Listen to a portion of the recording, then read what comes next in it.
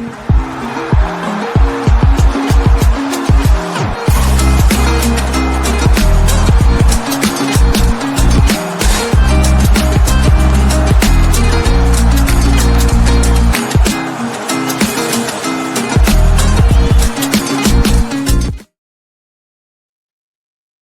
and buenos dias. Welcome to El Partido, yet another Spanish football podcast, but this time with a nostalgic twist. I'm your host, Nick Bell, and I'm delighted to say I'm joined by Paul McGallaghy once again as we take a little trip down Nostalgia Avenue, memory lane. I'm going to keep saying this until it wears thin, into Spanish football. And this week, we're doing something a little bit special around the upcoming World Cup in Spain in a few years' time. But as always, Paul, I'll ask you first. How have you been? Nice to see you. Nice to see you as always, Nick. Yeah, been good. Enjoyed last week's conversation, and I'm sure I'm going to enjoy this one as well. It is. I must admit, I've still been rewatching lots of Ronaldinho clips. They've expanded into R9 clips, Rivaldo clips. The Mascanada theme tune has been prevalent in the Bell household this week, and to the extent my wife told me to shut the fuck up the other day with it. I think it's finally reached its boiling point. But yeah, so it's always nice to do it. It was great to talk to you about Ronaldinho last week as well. Yeah, I would say as well. I don't know if it's the algorithms or not, but I've seen a lot more. Maybe it's people who have listened or watched last week that have started. Maybe we've hit a few nostalgic nerves with them, because I've seen a lot more videos of Ronaldinho in the last week on social media just appearing in my feed that other people have shared. And I don't know if it's because of the algorithm or if it is because maybe we've started a bit of a trend there. Our influence be good. Our influence. I got a text message from my wife today, actually, and she's a teacher in a high school, and I just had the plain text message, Messi or Ronaldo, and I just text back saying Ronaldinho or Pablo Aimar, and just left it at that. And then they said, she just texted back saying no, and I went, they don't know ball. So we're preaching to a large audience here now. We need to convince these people that Messi and Ronaldo isn't the be all and end all when it comes to football in general. But this week we've got quite an interesting one, because we're not going to talk about teams, we're not going to talk about players, we're not going to be going too nostalgia with something that has happened. We're going to kind of look ahead. 5 years from now, the World Cup is going to be landing in Spain, Portugal, and Morocco, with a little jaunt across to Uruguay and Argentina as well, if I remember rightly. Though I don't know if they're actually going to do that. That feels like a pipe dream to me, Paul. It was weird when they mentioned that, didn't they? Yeah, they definitely wanted the world in World Cup, didn't they? I don't know how feasible it actually is going to be, though. Yeah, imagine if you're one of those teams that's drawn in a group with Argentina or Uruguay, and you're like thinking, well, first of all, I've got to travel to South America to play an away game, whilst these teams get to play with their crowds. It feels a bit unsporting, to say the least. But what on earth goes on in FIFA heads? I daren't peek behind that curtain, because it just feels like madness. But more importantly, it will be in Spain for a portion of it. So I thought something fun we could do this week is we could kind of look at what our choices would be, because there's been a lot of talk in the last couple of weeks about who's going to host a World Cup game. Some stadiums are being rumoured that they're not going to be complete in time, so FIFA are going to take them out of the running. There's people coming from right field saying that, that shouldn't have it because it fails on this or it's not got that. We're going to take all the boring stuff out there, aren't we, Paul? And we're just going to pick the ones we think, past or present, should be hosting a World Cup game. Yeah, we're going to have fun with it. Yes, we are. And in the spirit of fun, I have consulted with my magic Spanish football computer, and I've entered all the stadiums that we kind of came up with this week that we thought was in with a shout, and it spat out 10 choices for us to utilise, and has randomly, Paul, put them together for the essence of clickbait more than anything. So, yeah, we're going to basically look at each stadium that we're going to present and say, right, well, what's its merits, and it isn't going to be about, it's got some good hotels nearby and it's got an airport that's got international travel. Not a chance. It is all about atmosphere, fans, and what you can do in that stadium that can create memories that go beyond 2030. So without further ado, we've got an absolute big hitter to start with on this one. San Mamés versus Mestalla, the homes of Athletic Club versus the homes of Valencia. Two iconic stadiums in their own right, say Paul. And I'll make sure we caveat this. This is the new San Mamés, so the one that we see now, La Catedral, and the current Mestalla, not the Nuevo or the new Mestalla that is being built at the moment or has been being built for ages.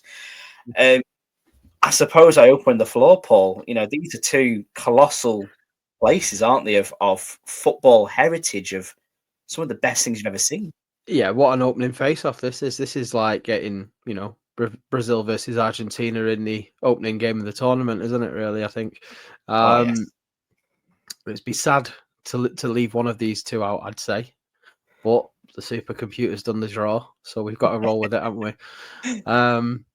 And I think that it's obviously because of the status of both stadiums and what they mean to Spanish football. But I think we've also got to call out the fact that you are talking about one of the oldest and grandest stadiums in Mestalla versus one of the most modern in the new San Mamés, the current San Mamés.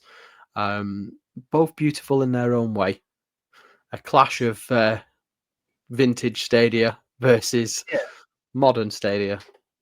I suppose there's a caveat we need to throw in here, because we spoke about this before we started to record. For us, we really do appreciate what is being done with renovations of football stadiums in Spain. What they've done with San Mamés, what they've done with the Bernabeu, what the looks like they're doing with the Camp Nou, San Juan. We talk about as well in terms of how they've improved that. The way they build these football stadiums and renovate them and bring them up to date is quite sensational. I don't think there's anywhere else in the world that quite does it like the Spanish, do they? No, I mean, and obviously, part of it comes from the financial deal from was it 5 or 6 years ago, where clubs were given a little bit of extra cash to invest in their infrastructure that would be treated slightly differently outside of the profit and sustainability rules, or the La Liga version of PSR. So just to think of the stadiums that you've mentioned there, obviously Barcelona have financial levers that have been pulled quite significantly over the last couple of years, and that's a topic in itself. So I'll quickly skirt over it. But they are developing a what looks to be a pretty fantastic new Camp Nou. When we get to maybe if we get to talk about Camp Nou, we won't be talking about a stadium that doesn't yet exist. Likewise with Mestalla, we're talking about the one that currently exists and is usable. But you're right in saying that the work that's going on across Spain to renovate stadiums is it's world leading. It is world leading, I'd say. So Mosh in Mallorca was pretty much an athletic stadium. Well, it was an athletic stadium, wasn't it? But now, if you look at it, what's become, I'd say, easily recognised as an actual football stadium now. They've got rid of the running track, and we're seeing it with Celta Vigo's ground at the Balaidos. Although that work seems to be taking quite a while now. It looked like they were moving fast, and then the last sort of quarter that they've got left to do seems to be dragging on and on. Anyway, I don't want to digress too much. We should talk about this opening matchup, shouldn't we? We should, and again, it's one of those where you put your pit in these two teams, and it will be sad to leave both. But let's talk about Mestalla first, because I have been there recently, so I've got fresh memories of what was a bucket list moment for me in terms of attending a game there in Valencia.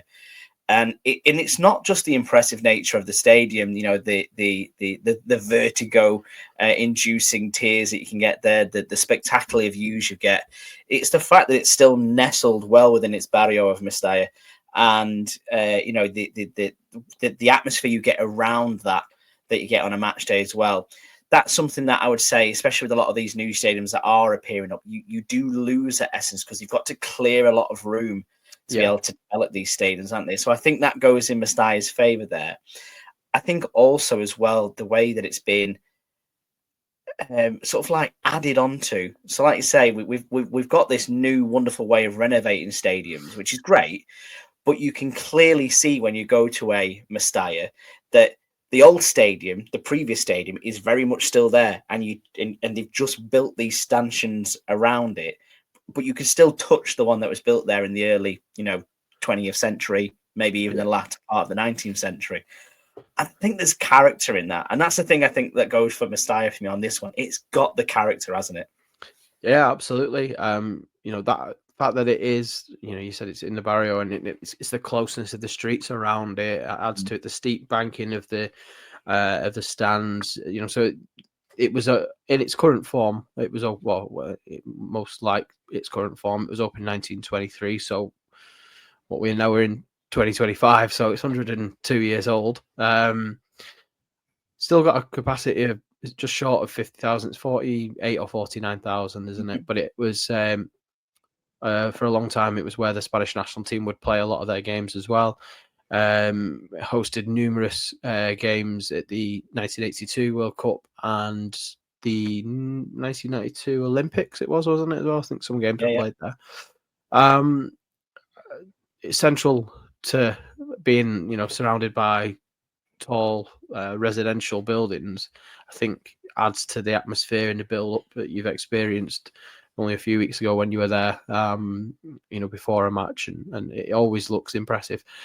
Maybe quite intimidating as well if you're an away team coming to that stadium, and I guess as well that because of the intensity. I mean, we talked about this when we had the episode about Rafa Benitez's Valencia side, about how the atmosphere within Valencian football and the Valencia region, it can be quite, tense, quite hot, passionate crowds that are right on top of the pitch.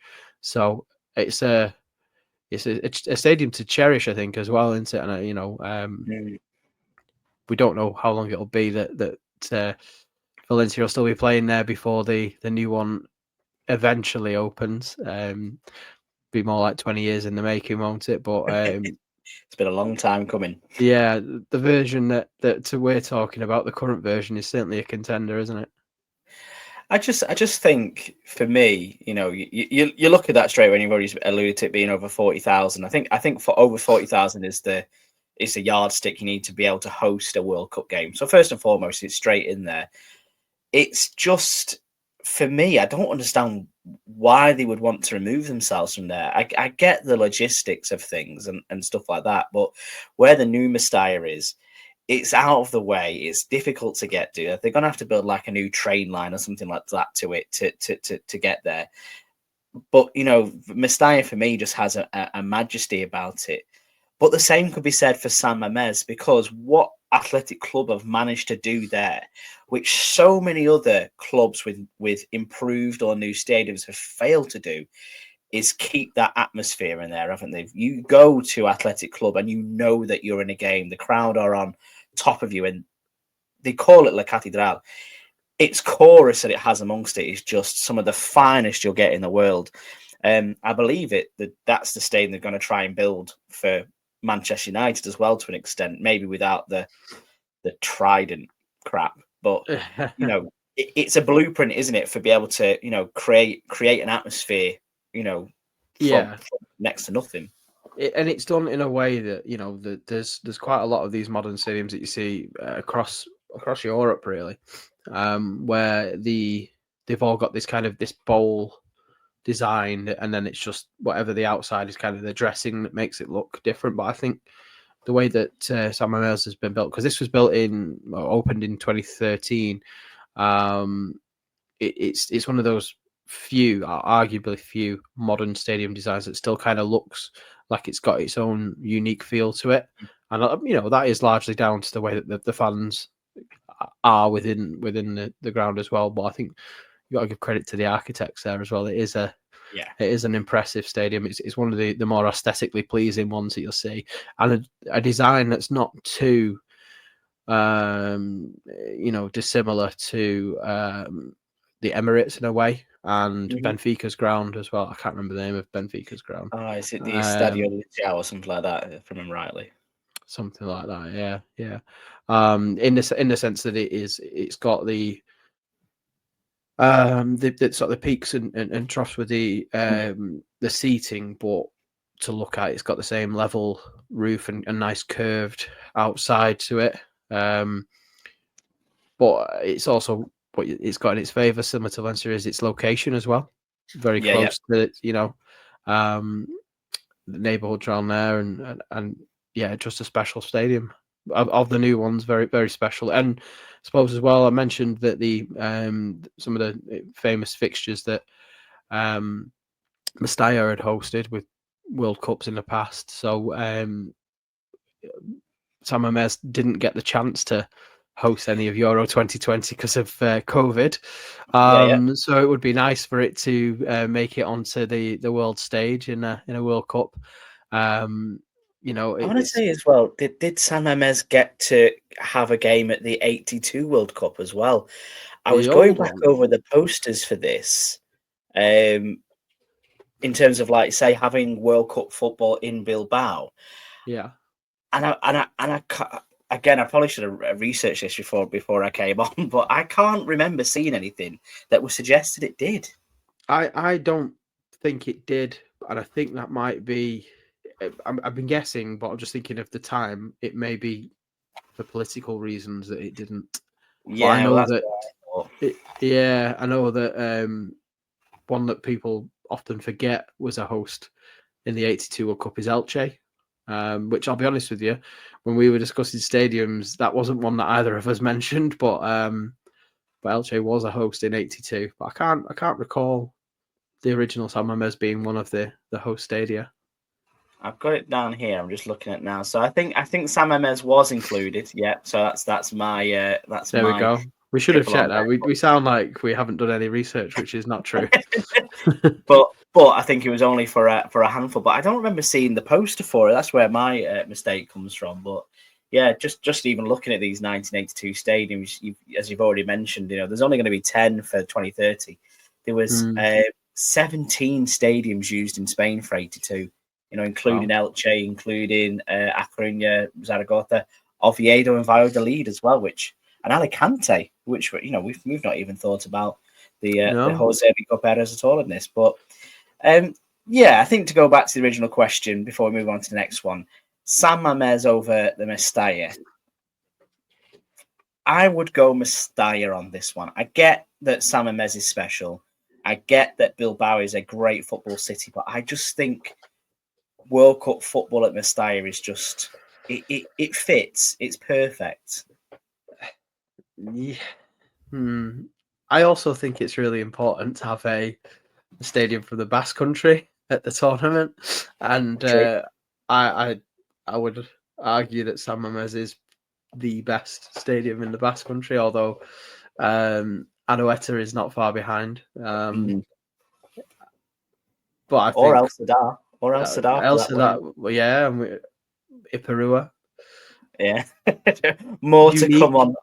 All very unique. I would say, yeah. Look, I will go with Mestalla because of its history and it's how grand it is and what it's got going for it, and how cool it is that it's still got the the steep stands and the one bit of roof where the rich people used to sit and the poor people used to have to sit in the sun. It's got to be Mestalla, hasn't it, out the two? But it's a shame that these two have been drawn against one another. Yeah, I think the reaction that you get nowadays, I think from the more football purist you are, you'll have a bigger reaction from people who do visit San Mamés. But for the fan, I think Mestalla just maybe edges it ever so slightly in experience because you do get that awe factor in it, and it does feel like you're doing something special. Though, if I go to San Mamés anytime soon and I have that feeling again, I might be coming back to this podcast and saying, I need to change your mind, actually. So, yes, I think we'll go with Mestalla for that one. And sorry to Bilbao to rule that out, but no doubt that it will get World Cup football in 2030, and obviously also a Europa League final this year as well. So, of course, plenty is in the running for San Mamés at the moment. The next matchup that we got is quite an interesting one because this is between two former stadiums. So these stadiums One of them still does exist, but you've already alluded to the fact that it's being renovated and it will look completely different, and it'll have sushi restaurants inside. It'll be completely ruined for us. And the other one no longer exists. And I'm talking about the Vicente Calderon and the Camp Nou. So the former home of Atletico Madrid and the current / older home of Barcelona as well. Again, a bit of a throat for this one, because the Vicente Calderon is an interesting one because it was never really the most spectacular stadium. It was very ad hoc, would be the word I would use, and very unique in how it looked. A big, massive right angle corner with a couple of smaller stands, one of which was stretched over a motorway. Yes, again, for some reason. But again, just always seemed to have some majesty to it, really, didn't it? Yeah, and I this is one of those situations. I think obviously we touched on it before, and I think we'll mention it a few more times going forward. But this was another one where the fans deserve the credit for the atmosphere that they generated. It became an absolute cauldron, didn't it? And there was something cool about the fact that one side was odd and didn't match and stretched over a motorway and reached the bank of the river. There was something cool about that. And I think as well, part of that comes with the story of Atleti, with that underdog sort of spirit, to have the underdog stadium that in the city out the two big clubs. I always thought it was cool. I just thought that there's something different about it, something unique that just I liked it. I've got a special appreciation for it. It's a shame it's not there, and unfortunately I didn't get to attend the game at the Calderon, but it's a place that I always wanted to go. And I think back to the Revista de la Liga era and the games there, and just like seeing like Fernando Torres and that, or even in later years, seeing Simeone there, and at a time where they had that Europa League run in, was it 2010? They beat Fulham in the final, didn't they? And they had Aguero and Forlan up front. That particular team was special. And then obviously the team with Falcao in it as well. That I can just remember goal after goal being scored at that stadium. It was just one that seemed to suck the ball in at times. I think that's a big part of it for Atletico Madrid. It was the fact it did have that appeal to it, and it was a tough place to go for anyone, and where they really built a lot of their success from. And not that they've lost that with the I'm going to call it the Metropolitano, because I hate the fact that woke nonsense stadium sponsors. I hate them. Yeah. But it's an impressive, really impressive stadium that they've got now. But the fact that it's so isolated, the fact that there's not a lot around it, that I know of, it doesn't have that city centre appeal like we've spoken about with San Mamés and Mestalla already. It's lost a lot for me that the Vicente Calderon had for doing that, and it felt more connected to Madrid, more importantly. And I think that's what you get with the Camp Nou as well, to an extent as well. It feels like it's part of the city, doesn't it? And again, I'm impressed that they've managed to keep that, even though they're building over it. Yeah, so I was lucky enough to go to games at the old Camp Nou. When I went there in 2014, it was to be in the away end for a Champions League game, City versus Barcelona, and it was special. There was lots to see going on around it. Hours before kickoff, there was people there in awe of it, because it was a Colosseum. It looked like the Colosseum itself. If you think of that sort of gladiatorial sort of thing from the outside, it was tired. Yeah, it was quite a tired stadium, and it was huge, but it was still impressive. Facilities were terrible on the inside, actually. It was a lot of concrete, and it was definitely tired, but it was still awe-inspiring. Likewise, it's in on one side there was a few sort of residential blocks with, like, at the bottom of the buildings there'd be like bars and stuff that you could sit in and just look at this giant stadium across the road. And then I might put some pictures up on my social media as well of the view that we had, because we were at the very top in the middle, sort of on the halfway line, right at the very top tier, looking down, and the players are like this, you know. But even being up all that way, where all you've really got behind you is the what they call floodlights. Can't remember the word then, yeah. But even those are special at the Camp Nou as well, aren't they? Really, the way they bank across the top of the stand, because obviously the way that the Camp Nou is built, you know, with it going into the ground. So essentially, as you've already mentioned, it's concrete that's been poured into a hole and shaped to be a football stadium, isn't it? So the fact that they have stretching across the top of the stands is really unique. And I never really quite understood the divot that was in Camp Nou as well. Like, it just had seemed to have one tier on one side, and then they just went, we've run out of palette. We're just going to leave that bit now. And it was always a bit mad, wasn't it? And it was a sun trap up there. You know, you would need your factor 30 with you. You know, on a hot day. It was and also walking all the way up, your legs were tired. People talk about St James's Park, you know, Newcastle away, got all the stairs there. Well, if you're over from the top tier of the Camp Nou, it wasn't much better, I'll be honest with you. I always thought it was cool that, you know, they used to have the bridge going over to the mini Estadi across the road where the academy team would play and stuff. It was special. And, you know, 90,000 odd that you'd be getting in there as well. All right, you know, there was divisions within the match going fans that you'd often see a bit of bickering and stuff like that, particularly if the result hadn't been in Barcelona's favour. A very intimidating stadium to go, not least because most of the time Barcelona had an array of superstars that could run right through your team twice. But you know, as stadiums go, it was special. So it's a tough choice between these two, but I've got to go with Barcelona, if I'm honest with you. I've got to go with the Camp Nou. I think I'm agreeing with you on that one. I think the biggest thing that gets me with Barcelona in terms of the Camp Nou, especially the Camp Nou as it was, it's hallowed turf, isn't it? Yeah. You know, we're not just talking about it's made players like Messi, Ronaldinho. It's made R9. It's made Maradona. It's, you know, the countless names which have called that home that have invigorated themselves even further as players because of where they were. You know, there's no two doubts that, you know, managers have an influence, don't get me wrong, and coaching is a part of it. But I tell you what, if you were signed by Barcelona and you were playing at the Camp Nou, you elevated yourself. You know, one person who stands out for me massively on this, and that is Alexander Hleb. You know what I mean? Like, say, when he left Arsenal and went to Barcelona, everyone sort of scratched their head and went, how's he done that? But then he went to Barca and he was, you know, excellent considering the team that he was in. And they've got so many players that you could say that happened to.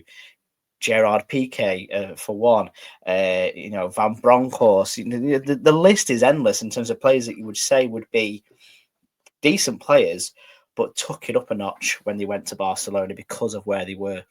Yeah, absolutely. And you said hallowed turf, you know, the players who were brought through the academy there that form part of that team that stretched from, you know, 2005-ish to 2012, 13 with, you know, Puyol, Iniesta, Xavi, Busquets, you know, that were not just the core of the Barcelona team, but also, you know, the Spain team as well. It's such a special place. Obviously, you know, we have to think about some of the other incidents that took place there, like the pig's head. I think, you know, any opportunity, whenever we do one of these shows, I'd like the opportunity just to talk about that pig's head being thrown, because just how do you get that into a stadium? Anything weird and wacky, I'm going to use every opportunity to mention it during the course of every recording we do indefinitely. Well, like you say, you can epitomise the Camp Nou for its fiery atmosphere when Luis Figo goes back after signing for Real Madrid. And I think if you were to take like a sample of what you could bottle from that old stadium, it'll be that. And again, I really hope it doesn't lose that factor, because rightly or wrongly, and you know, and as you'll know, this week through the protests that they had at Manchester City with their partnership with Vigogo, wasn't it, and things like that. This appeal to the mass market is what sanitizes atmosphere for me, and that's what Sam and Meza Mustaya have done well at keeping. I really hope that is the same for the Nuevo Camp Nou. I think it's going to be called, or the Spotify Camp Nou. I think it's going to be called, isn't it? So, yeah. But I'm in agreement with you. I think the Camp Nou's definitely going to take this one, hasn't it? Yeah. That sounds lovely. So we've got Mustaya and the Camp Nou. I'm already up for this. I'm booking my tickets. I'm halfway there. I'm watching. It's probably going to be like a 300 team World Cup at this rate. But I'm watching Kuwait against Mongolia or something like that. But anyway, I'm heading down to Seville now. I'm going to take us down to Andalusia, the far northwest of it. And I'm not really good at my geography, so someone might call me out on that. Two massive stadiums there, two massive clubs. We shared pictures of this on our socials the other day. However, neither of them are going to be hosting any World Cup football as things stand, because this weird athletic stadium on the outskirts of the city with very poor transport links seemingly is the jewel of the ref crown at the moment. And of course, I'm talking about Cartuja. It's being done up at the minute, and there's 32 days from day of recording to the Copa del Rey final between Real Madrid and Barcelona, and it's still covered in tractors and piles of dirt at the moment. So it's just a shit show, isn't it, Paul? It's a crap stadium. Everything that seems to be associated with Cartuja does not do me any favors whatsoever. I can't. The Spanish Federation are obviously persevering with it because they've got a lot of money invested in it, but it's just not. I mean, you've got two really, really good stadiums in the city centre. Why do you want to have this?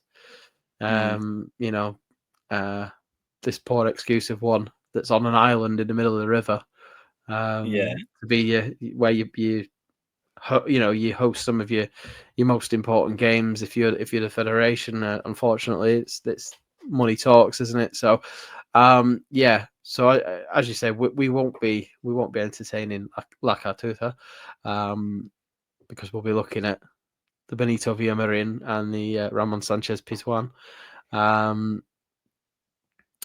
got a favourite. I've got to be honest with you, out of these two stadiums, I think it's more so on aesthetics than anything else. I also in favour on this one, but I think there's a good argument for both of them. And just so we can really put the record straight out there, we are firmly ABC on this podcast, anywhere but Cartuja, and you've got to have it in one of these other places for me. We're going to talk about them as they are, because obviously Real Betis are going to be playing in Cartuja for the next couple of seasons, I believe, whilst they get their stadium renovated. So, fair play, whatever floats your boat. I'm interested to know which one is your favourite, because I think we've both got the same favourite, and it won't just be for aesthetics or for the club. I think there's probably more at play here as far as we're concerned. At the end of the day, we're both Northerners on this podcast, and we're both, used to a certain way of life. So I'm going to take a guess that the Benito Villamarin is your favourite, Paul. Correct. Knew it. It's mine as well, to be fair. But I've got good arguments for the Ramon Sachez-Pizjuan as well. Yeah, I just think there's something, and I will say as well, like that. I think that the green looks really good on the seats and the exterior of the Benito Villamarin. I just think that there's something very cool about the stadium. One that also doesn't have very much by way of a roof to keep people in the shade. Again, there's a class issue here in Spain, isn't there? A historic one. It's been renovated multiple times over the last just short of 100 years, I think, when it first opened. Big part of the 1982 World Cup, and has hosted various Copa del Rey finals as well. There's something special about the attachment that Betis fans have with their team, and we saw it. At the time of recording, it was just this past weekend was at El Gran Derby, wasn't it? And the atmosphere there was absolutely incredible. the scenes after that. I'm not really seeing anything like it when it's a derby win that is kind of, we're not quite middle of the season. We are getting towards the latter stages of the campaign, but it was the pure emotion on show from Beticos after their first win over Sevilla in La Liga for the first time in 6 or 7 years, or certainly under Manuel Pellegrini.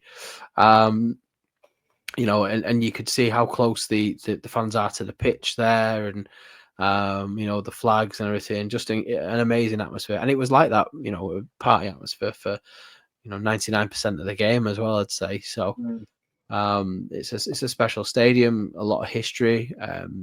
If anybody's read Colin Miller's book, The Frying Pan of Spain, as well, they'll know Betis are a club with a huge history themselves, with lots of interesting individual episodes within their very colourful history as a club. And I think as well, one of the things that I have a great appreciation for with regards to Betis and the stadium is the story of the Irish manager that they had, O'Connell, that went on to manage Barcelona as well. Well, he was the same man who won Betis their only league title. I just think there's a cool story there, and the stories of what happened on the pitch and stuff like that in various games. And yeah, there's so much history. I'm conscious of how much time I'm going to take up talking about it, so I'll hand over to you for a little bit here. Yeah, well, I'll try and get some balance in it, but I'm very much on your wavelength with this. It's a club driven in community for me at Real Betis, and its attachment to the city of Seville, but also its local area. A proper working person's area as well, working class area.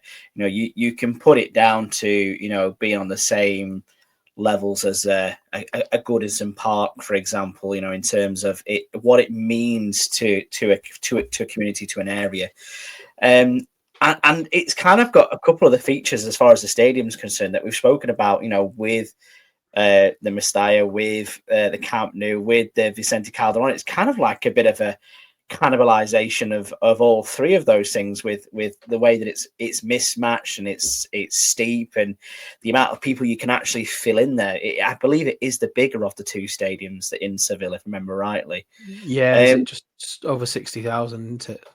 Yeah, and it's got an atmosphere building feature as well. Whereas, like you say, you can seemingly drum something up out of nothing. You can get a couple of fans singing, and all of a sudden it's Mexican waved around the stadium, and then you're in an absolute cauldron. You've said.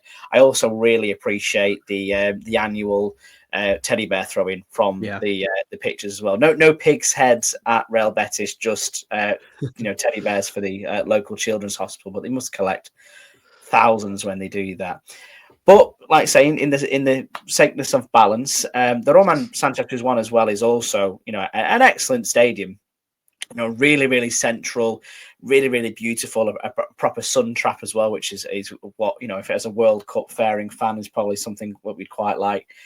For me, you can't get away from the mural though on the front of the Roman Sachez-Pizjuan. That mosaic that they had is one of the most beautiful, unique things about a football stadium in the world, dare I say. There's not many other teams that have a feature like that on that size as well, and it's very civilian. Is that what we would say? Is it civilian or people of Seville? I'm not too sure, but it's the makeup of the city, isn't it? It's very Plaza de España. It's very Alcabazarish. It's got that sense to it, hasn't it? Yeah, I think Sevillano is. I don't know if that. I feel like I'm just making it up now, but I'm sure it is Seville. Yeah. Anyway, we're embarrassing ourselves here, aren't we, with this word? We're both from the northwest of England. I know Black Puddling, and that's about it.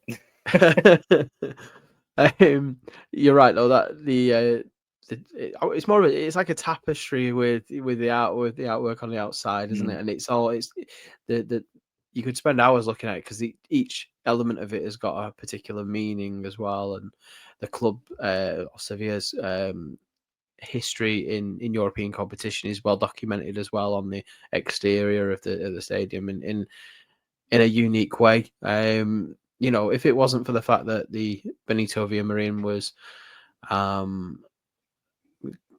significantly larger and just had that extra cool edge, we'd be talking about Ramon Sachez-Pizjuan as being another stadium that we couldn't really leave out of the competition. It's got its own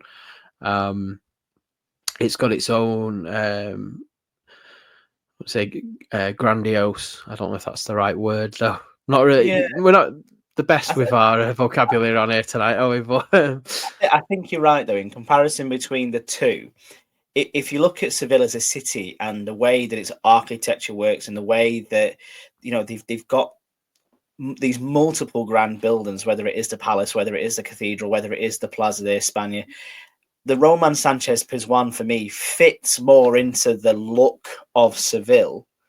But I think it's designed to do that because of obviously its history as the more, I don't want to say, well, no, I will say elitist club in Seville. It is the so-called posher club, isn't it? So it needs to address itself to those highbrow folks, to the bourgeoisie and things like that. And that was the way it was built up. The history of Sevilla as a team is, the people who were previously in Huelva got themselves into the city, took themselves out the sticks, brought football to it, and created this lovely posh football club where this posh sports club which they wanted.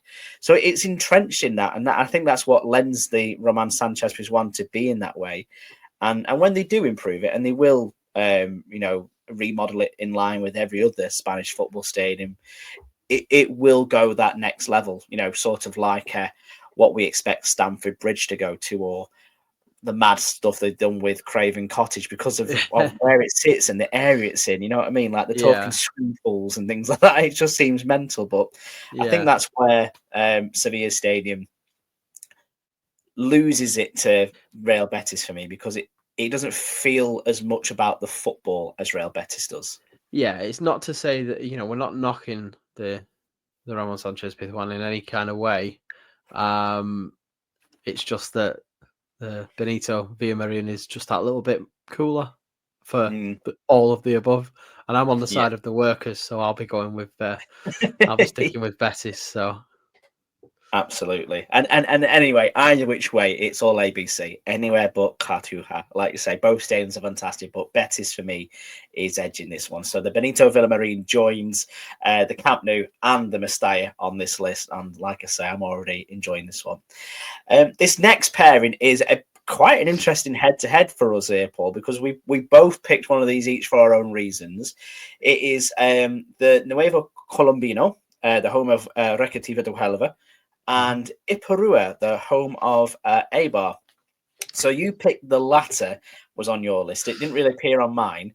I'd like to hear the reason this, because I think taking the World Cup to a town of about, what is it, something like 60,000 people in a stadium that holds about 15 could be interesting.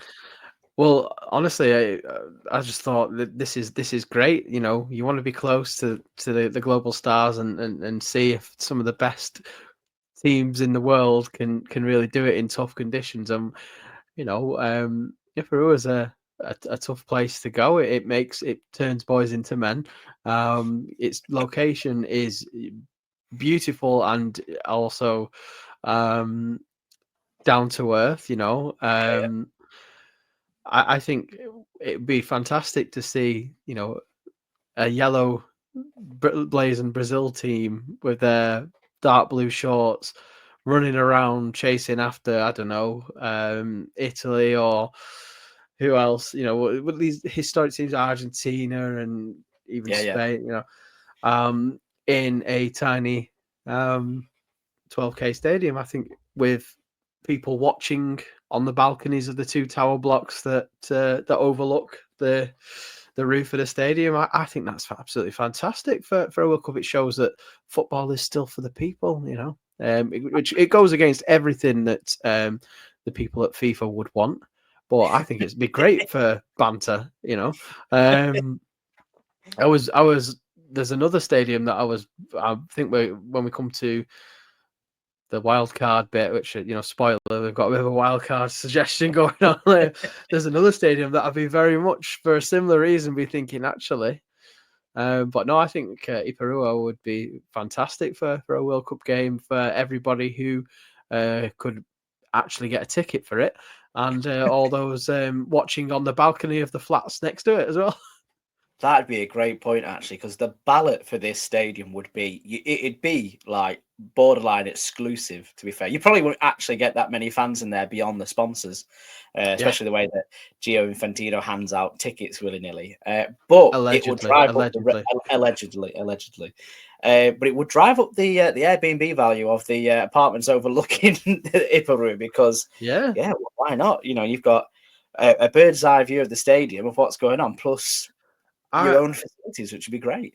For the benefit of people listening, I've got a screen next to me where all I've got is just one big picture of Iparua, where you can see the two flats, and in the background you can see the beautiful landscape, the green rolling mountains. And I think what a great venue. If we were doing it on another country, is it Braga in Portugal, where half the stadium is just the side of a mountain, and that should host a World Cup game, 100%. I think it might be, if I remember right. I think it's in the running for. We need to take FIFA. FIFA need to be in touch with the people, and they need to stay well grounded. Grounds like Iparua would do that job very well, in my opinion.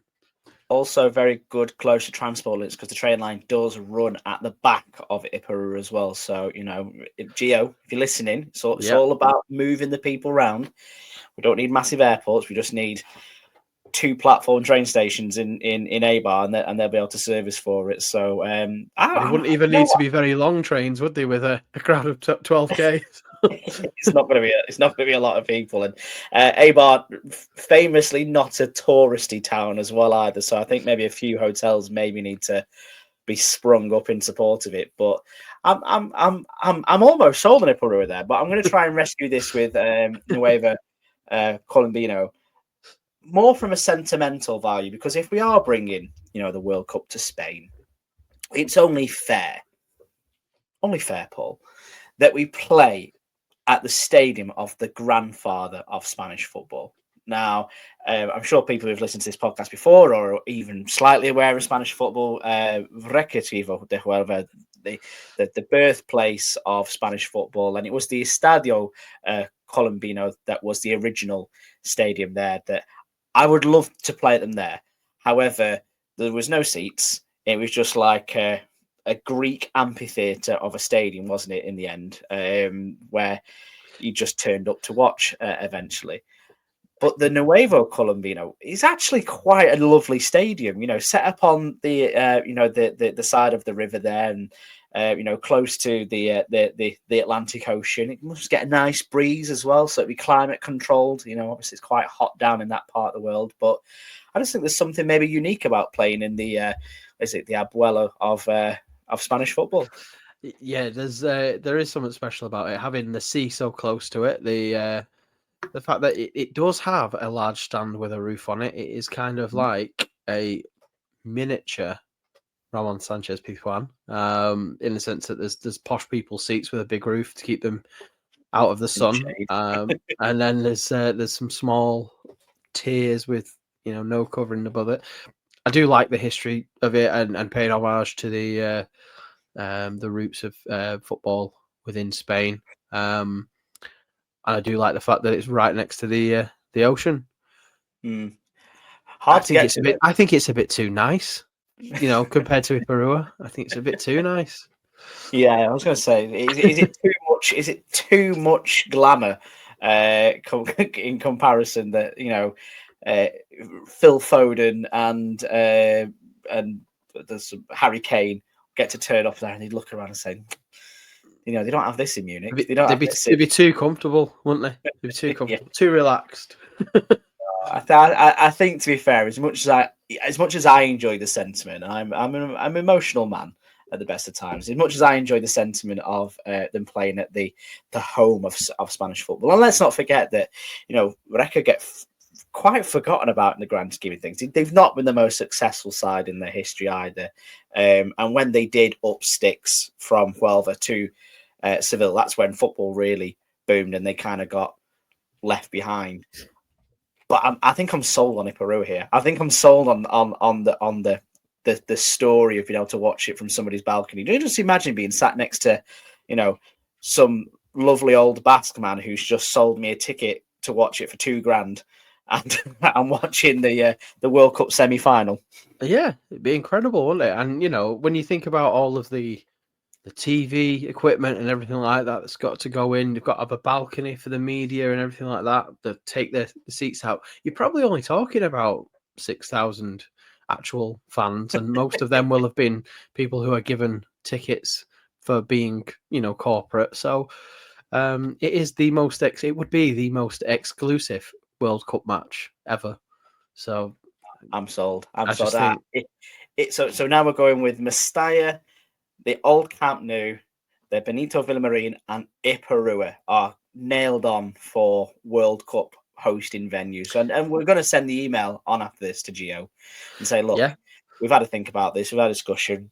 You don't need to do a forum. You don't need to speak to that. We don't need Malaga to waste their money building a new stadium because we've got Iperua already ready to go. It doesn't need anything. It's sorted. And for anybody who works for the wider Spanish Football Federation and the wider Spanish Tourist Board, we have covered every single region. Well, not every single region. We have covered a different region with those stadiums so far. So, there's a lot of diversity and inclusivity being exercised with this host selection. So, we're ticking a lot of boxes. Yeah. We're making it fair. I'm trying to think where we haven't mentioned yet. We've not done Asturias, Galicia, Castilla y Leon, the Balearics, the Canaries. So actually, we've got a huge wild card section coming up next where we can get our thoughts out there. So we've only done 4 regions, but they're all 4 different regions. So that's fine. That's all we needed to do. So for wild card section here, Paul, I think for us just to throw out any honourable mentions and let's see which one sticks. So the first one I'll throw out is that we'll go to Aragon again, and another area. La Romareda, it is actually in the running of being a World Cup stadium, but obviously being redeveloped, and another one of these stadiums which is going to be built on the site of the existing stadium. I don't give a shit which stadium they put in here, as long as they keep the goal mouths, those really deep, ridiculously deep, too deep, if anything, nets. I would love to see them at the 2030 World Cup. They are special, and do you know what they should do is they should just take those goal nets and have them at every stadium for the World Cup, just to make it feel like a proper World Cup.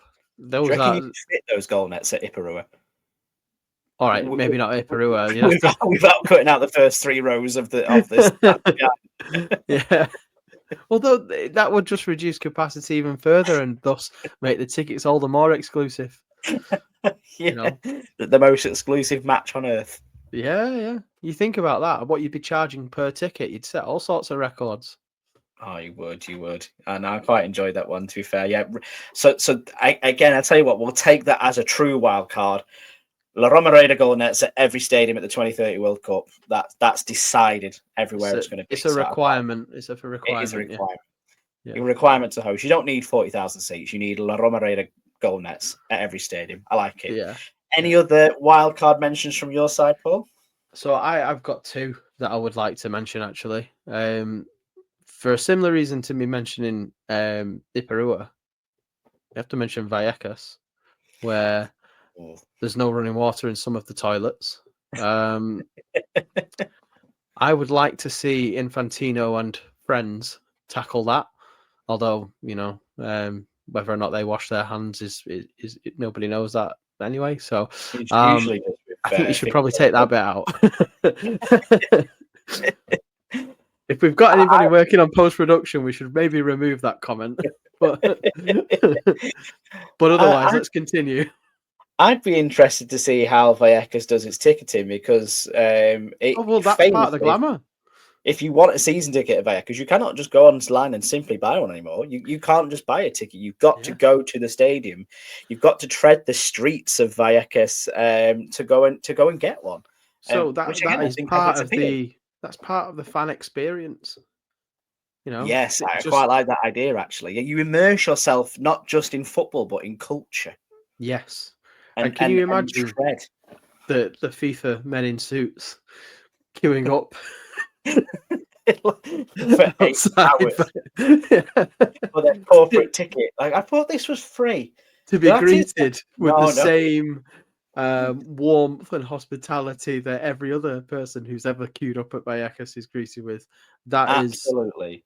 Sure as fuck that even if they get free tickets on complimentary FIFA tickets, you're getting charged. yeah. You turn up to the stadium and a guy in a steward's high vis goes, €80, please. And you know, Just I'd keep the shop the same as well. All I'd do is move the Rio stuff to the back and put like the Spain shirts, the Brazil shirts, and just out in the same fashion, you know, and sell it that way. I wouldn't try and do anything special with it. I would just keep it the same and say that, you know, this is culture. And it's a unique experience. It's like we said with Iperuit, it's part of the exclusivity of attending a World Cup fixture. Can you imagine having to spend $5,000 to sit in one of those or stand in one of those spots at Vallecas? that one that's behind the edge. There's like in that main stand, there's an edge where you can't actually see the bottom left-hand corner Yes, of the yes, stadium. Imagine paying $5,000 to sit there. That sounds quite appealing. Actually, I quite yeah. like the idea of it. That I wonder what the canapes are like. it's just a bag of pips. It's probably just like that, just indiscriminately filled, all the different sizes. Yeah, yeah. No size into them at all.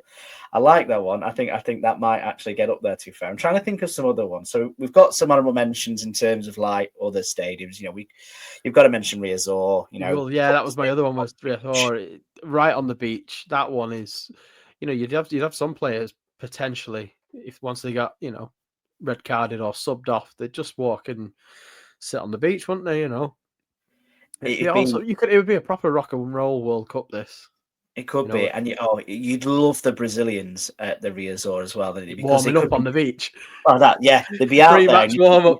lads, where are you? We're warming up now. And they're like, no, we're on the beach doing Joker Benitez stuff Yeah. with Ronaldinho. He's just turned up, and obviously as well, you know, in terms of the Brazilian connection, obviously they were the first club, Paul, that really sort of like not brought foreign players to Spain, but committed to using foreign players. I think they were the first Spanish side that fielded an all 11 of none without a Spanish national in it at one point as well. So it's got that World Cup appeal that it's got open doors and come and see us type thing, which I just quite like.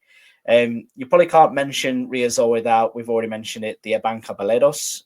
Again, very interesting, unique design and stadium. But for me, that south stand is just a bit too far away. You know, you'd be able to fit 10 La Romareda nets behind that goal mouth, to be honest with you. So I think that maybe doesn't quite get in there. Yeah, Just trying to think of. Vigo's a very charming place, though, isn't it? So, yeah. Yes, yeah. I mean, El Sadar. Elsa football in Pamplona. Yes, I quite like that one. And I think as well, I might be wrong about this. It may have changed very recently, but when the new or the upgraded El Sadar opened, it was the only stadium in Spain that had the rail seating fitted.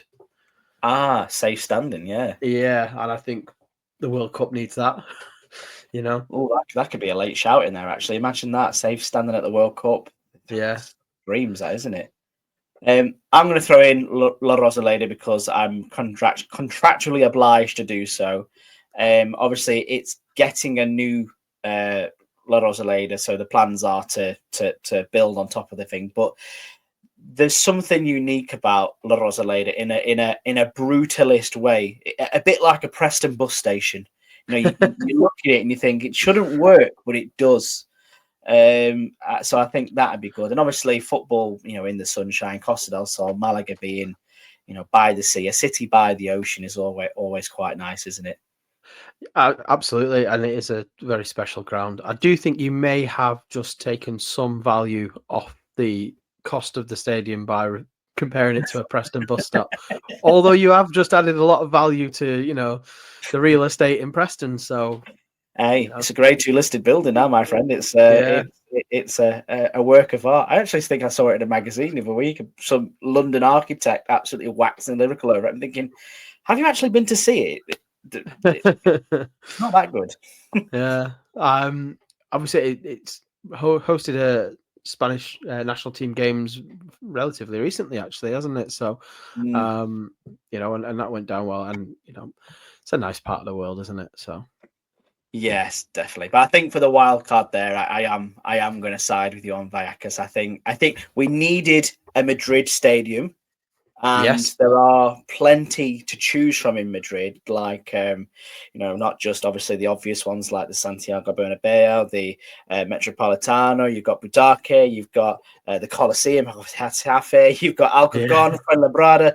The list is on, but there is. And I know that Real Madrid fans may be upset that we haven't really, had the Bernabeu as a contender. But you know, I said to you before we started recording this that the last football match I attended in person before the world stopped for COVID was at the Bernabeu, where I was in the away end Champions League game, and City won 2-1 against Madrid, and yes, it was a relatively impressive stadium for its size and everything like that. But there are many better stadiums in Spain than the one that I went to 5 years ago. Obviously, there is the new Bernabeu, which, you know, had either of us been to, maybe we would be thinking about it as a contender. However, we've not, and No, I think Vallecas is a much better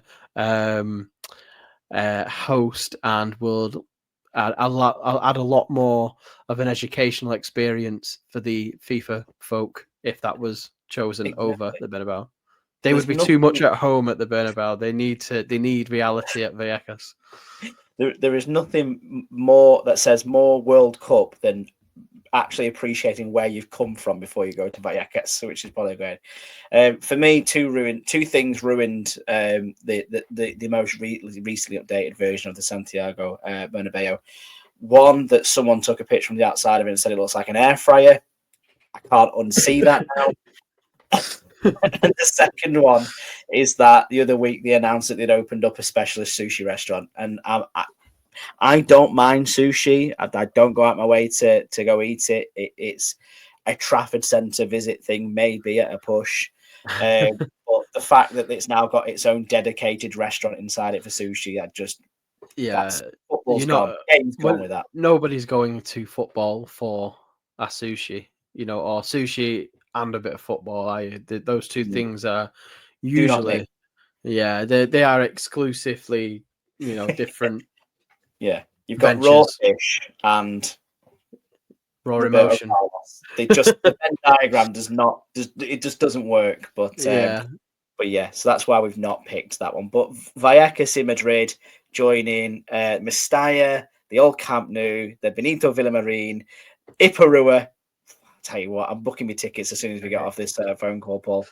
Yeah, it's a very working class tournament selection, actually, isn't it? It is. It is. Some beautiful sites as well. I think they all make great postcard pictures as well. These stadiums that we've chosen, just on your mum's fridge. Yeah, greetings from A-Bar. It'd be quite nice. Well, that brings us to the end of our 5. We've got our 5. We are going to, make this a fun thing for everybody. If you have listened to us, do go across to our social media pages on X, on Instagram, because we're going to have a full run through of head-to-heads across the week, because I'm about to travel to Spain tomorrow. I've got my family holiday, of which I'm going to take in as many places as I possibly can. But whilst we're away, let's see what we can drum up here and see if we get some more interesting results in these head-to-heads. And there will be more as well that we've discussed that we'll extrapolate from here as well. So keep your eyes out for that one. A little plug from me as well. Obviously, we have El Partido, but we also have El Pozo, which is the Premier Ref show.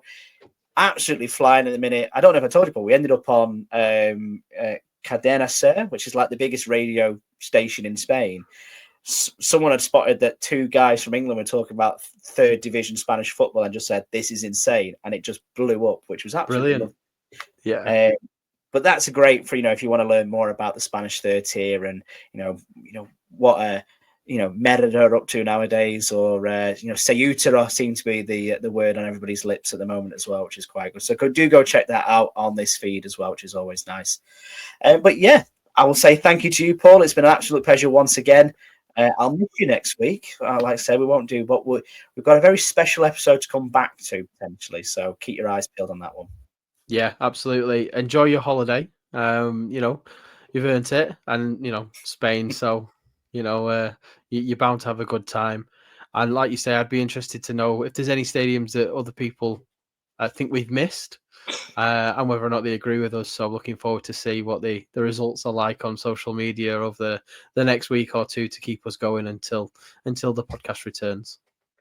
We shall keep your eyes peeled for those at El Partido on Twitter and on Instagram as well, and maybe elsewhere. Who knows? I might have the creative flourish to expand our social media empire whilst I'm away. But for me now, I'll say thank you very much, Paul. I'll see you again soon. Thank you very much, everybody, for listening at home. It's been absolutely brilliant once again. We'll see you soon. Hasta luego. See you later.